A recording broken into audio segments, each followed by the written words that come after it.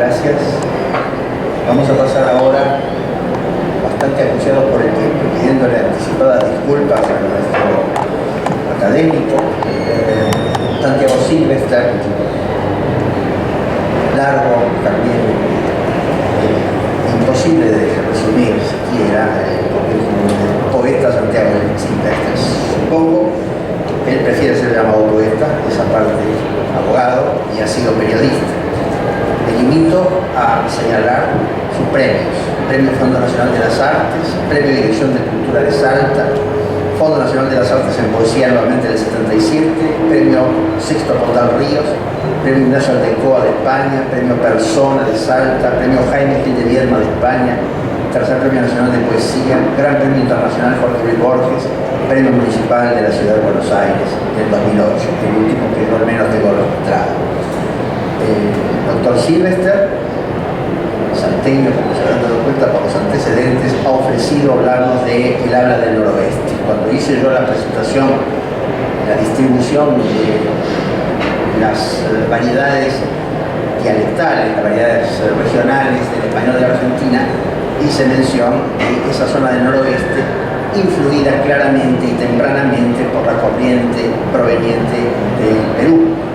A eso se va a referir ahora el doctor Silvester, y anticipamos nuestro pedido en la medida de lo posible de que sea breve para darle lugar, aunque sea un momento, al doctor Kalinowski del Departamento de Investigaciones Filológicas. Qué difícil tarea encarga el profesor Moure de Salten, que hable rápido, pero así tiene que ser, porque veo que dentro de 10 minutos hay que dejar la sala. Bueno, cuando se habla del noroeste, se está hablando de un territorio enorme, 5 provincias, que en realidad es un desmembramiento de algo previo y mucho más grande, que fue el Imperio Incaico. La historia hizo que en algún momento se dividan los países, se tracen fronteras, a veces fronteras imaginarias, y de ahí sale la región del noroeste argentino. Viene a cuento esto del Imperio Incaico porque ahí hay uno de los elementos fundamentales que caracterizan al habla del norte, que es el quechua. Con el quechua pasa una cosa, quechua o quichua, porque en quechua o quichua no hay diferencia entre la E y la I. Los salteños dicen quichua, los salteños quechua, y los dos tenemos razón. Ahí pasa una cosa muy curiosa, es que en la zona nuestra había muchas etnias distintas, con hablas distintas. Los omahuacas, los lules, los diaguitas, los chicuanas, cada uno tenía su léxico. Pero el quichua funcionó como lengua franca.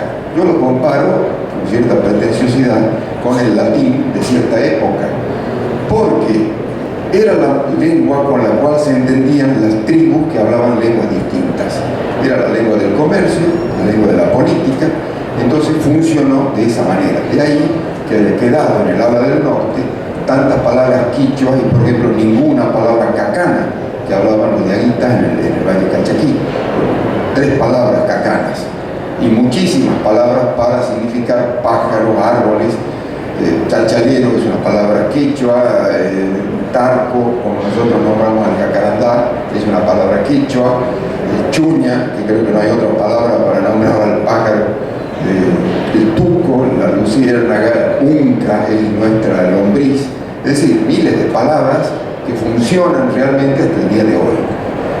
Y luego, el otro momento histórico muy importante es la colonia, que fue realmente importantísima la cantidad de palabras de cuño antiguo, de arcaísmos que quedaron dando vuelta en la zona del norte, que después de ser una zona muy importante, zona de paso digamos, desde el Río de la Plata al Alto Perú, era obligatoriamente una zona muy importante. Y luego quedó un poco aislada. Y ese aislamiento hizo que quedaran palabras antiguas dando vuelta por la zona que se perdieron incluso en España. A mí me tocó vivir mucho tiempo en España y tuve una experiencia de la lectura del Quijote en una tertulia con españoles, y Leonor, mi mujer que está sentada allá, anotaba palabras que ella y yo, como salteños, sabíamos qué querían decir y los españoles ya habían olvidado. Y me acuerdo, por ejemplo, de una que se usaba muchísimo en mi casa, tratar al estricote, es una expresión. Es una expresión que es un maltrato sin grosería, diríamos, sin besanía. Cuando yo era chico y mi padre me mandaba, andar a buscar un cigarro, traerme un café, a ver quién toca el timbre, yo decía, me están tratando al estricote. Es decir, me sentía maltratado. Palabra que hoy ya ha desaparecido de Salta porque yo hago la experiencia con sobrinos míos y se ha ventilado ya esas palabras antiguas y realmente han caído en gran medida los arcaísmos. Aquí tendríamos que hablar, pero voy a ser brevísimo, del gran protagonista de nuestra época, para bien y para mal, que es la televisión. Primero fue la radio y luego la televisión. Esta es la gran aplanadora de los lenguajes característicos de las distintas zonas, porque llevan no solamente léxicos y no solamente hacen olvidar palabras, sino llevan nuevas costumbres. Imagínense que esta noche en Molino, en la quebrada de Humahuaca, van a estar pendientes de una telenovela donde las costumbres son de un barrio de Buenos Aires, donde se hablan a los gritos y se dicen muchísimas malas palabras, señores lacónicos y que tienen otras costumbres. Bueno, todo eso indudablemente, como ha dicho el profesor Moure, en 2 generaciones cambia el léxico con elementos extraños. O sea que bueno, lo que puedo decirles en este momento es que todavía, por suerte, creo yo que es una suerte, hay palabras que son del idioma quechua, hay todavía palabras arcaicas que caracterizan a una forma de hablar de esta zona grande, que es el noroeste argentino, y que tiene que ver no solamente con el léxico, sino también con la tonada. Yo, como no me oigo, no sé cómo hablo, pero creo que soy un ejemplo de cómo se habla en el norte en este momento para ustedes. Bueno, muchas gracias.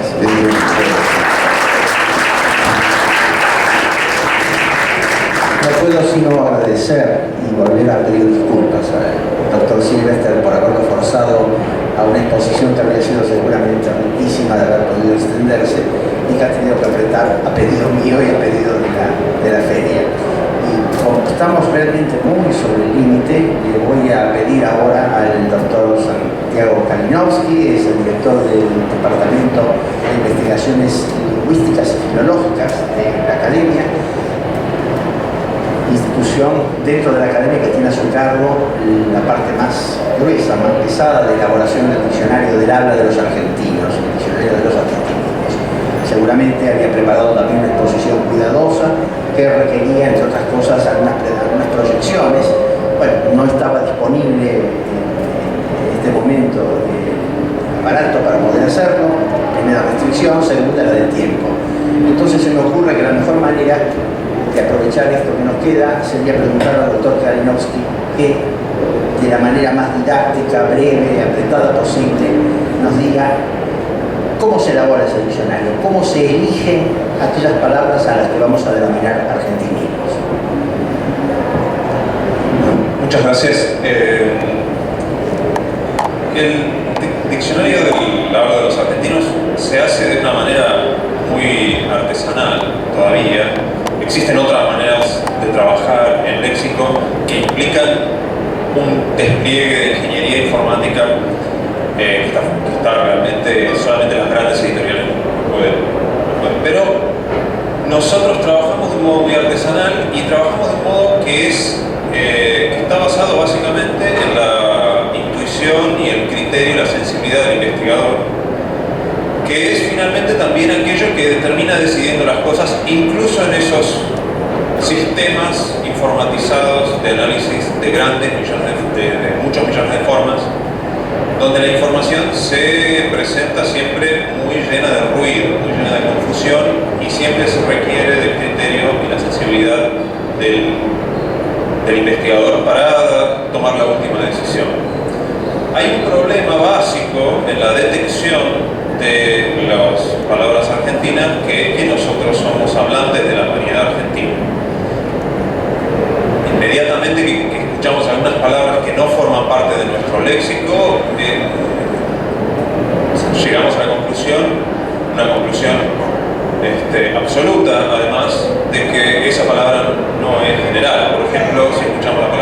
ponqué, escuchamos la palabra forofo, por ejemplo, o pololo, ¿no? Supongo que conocemos, pololo es el novio en Chile, ¿no? Ponqué, ¿conocen? Es un colombianismo que viene de pound cake y es una torta. Ellos en lugar de torta dicen. Y después, ¿qué otro ejemplo digo? Forofo es una palabra que se usa solamente en España para referirse al fanático del fútbol, lo que acá llamaríamos hincha de fútbol o acaso barra brava. En Salta también se usa, bueno, como bien dijo el Gilberto, hay algunos contactos. Entonces, en principio hay que tomar la decisión de cuándo una palabra es propia de la Argentina, y eso es, le decimos en el departamento, técnicamente es establecer la contrastividad, si una palabra es contrastiva, porque tenemos otros casos como la palabra morocho, la palabra erosilla, la palabra barrilete, muchas palabras que por ser de nuestro léxico no nos llaman la atención. En algún momento cae un manto de sospecha sobre una palabra y eso inicia una serie de búsquedas. En un principio, como los recursos no estaban tan disponibles, recursos de internet, esa búsqueda dependía mucho de lo que hacía el Diccionario General de la Real Academia Española. Y tenemos casos de palabras ausentes, argentinismos ausentes de las ediciones, porque el Diccionario General las daba como palabras compartidas por todos los hablantes. El caso que detectó uno de los investigadores hace muy poco, el año pasado, es el de heladera. Heladera estaba ausente de nuestro diccionario, estaba desde el año 1970 en las ediciones del diccionario dada como una palabra general. Eso la volvía no apta para ser incluida dentro de nuestro diccionario, hasta que empezamos a hacer las búsquedas y buscamos en internet, buscamos en prensa española, buscamos en las estadísticas de los distintos corpus que tiene. El corpus es un conjunto estructurado de ejemplos de uso real de la lengua que permite dividir si la palabra tiene origen en un país, si tiene origen en otro, si tiene origen a partir de cierto momento en determinado medio, y la contrastividad de la palabra heladera daba en rangos espectaculares. Daba algo así como 800 veces más frecuente en la Argentina que en España. Entonces así es la palabra, igual por ejemplo que la palabra remera, ¿no? Muy contrastiva, pero la palabra remera sí fue incluida desde la primera edición del diccionario porque estaba ausente del diccionario general, ¿no? Entonces era al principio un trabajo que dependía bastante de lo que hacía o dejaba de hacer el diccionario general. Hoy tenemos recursos que nos permiten tomar decisiones fundamentadas en datos estadísticos cuantificables en corpus que están estructurados de un modo que es adecuado. La realidad es que los corpus que elabora la Real Academia Española tienden a sobrerepresentar el léxico español y a subrepresentar el léxico americano en grados diversos. A medida que pasan los años y que un corpus sigue a otro, ese desbalance se tiende a atenuar, y los resultados de esa atenuación nosotros los vemos en nuestra labor cotidiana. Por ejemplo, una palabra que a mí siempre me llamó la atención, que está dada como general en la acepción que tiene para nosotros desde la edición de 1914, la palabra guita. Tengo guita, pedir guita, ¿no? La gente de guita, la palabra guita significa dinero desde 1914, sin ninguna marca, y resulta que también es contrastivo, ¿no? Gracias a que fueron mejorando las proporciones de representatividad que tienen los corpus que hace la Real Academia en relación al español hablado en todo el mundo hispánico. Igual, incluso en la última versión, el desbalance es importante. Entonces, si una palabra da que es contrastiva en ese corpus, hay que suponer que es incluso más contrastiva, porque la relación que tienen los distintos corpus son el corpus, bueno, recordamos, había muchos números para darles acá, pero quise traer este problema, que es un problema que nos consume mucho tiempo y que nos obliga a hacer grandes cálculos y muchas búsquedas. Pese a la supuesta artesanía y el carácter artesanal del trabajo, que es una manera de expresar la modestia que trabajan habitualmente en nuestros lexicógrafos en la academia, hay que decir que el resultado es estupendo.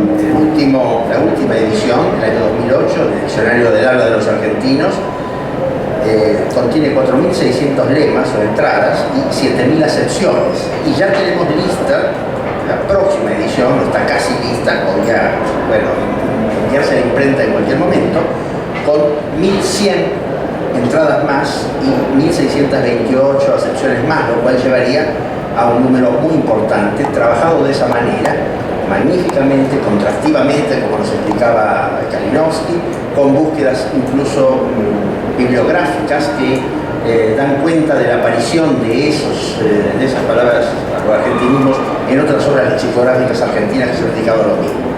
Es nuestra mejor obra, yo me arriesgo a decir eso con algún conocimiento de causa. Muchísimas gracias a quienes nos han acompañado en las circunstancias en las que nos han acompañado. Tendríamos que tomarnos por lo menos una hora a la feria para seguir hablando de esto, porque nos han molestado al lado, realmente molestado, impedido dar realizar un acto como el que pretendíamos. Muchísimas gracias por haber soportado esto hasta este momento y será entonces hasta un próximo encuentro. Muy amable.